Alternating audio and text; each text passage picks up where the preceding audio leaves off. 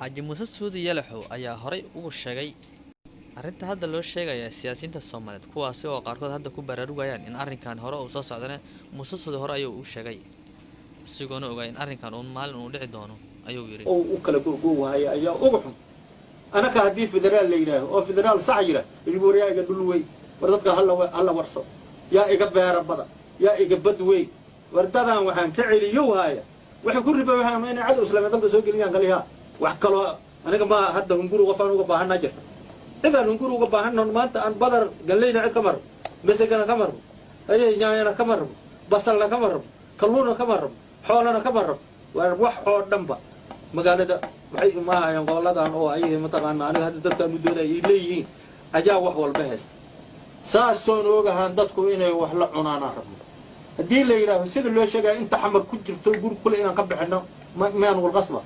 oo ka erin oo beeraha ka erin oo niraaho war yaa meeshin taga tacbana meeshin colaadaas way waxaan ka digaa wal cumada daadan raba inay isla noolaadaan ay isku ag noolaadaan laakiin dada waxay ka shaqeeyo waayaan waxay u jeedaan ama ay rabaan wala xaynan ogeyn inay xataa raba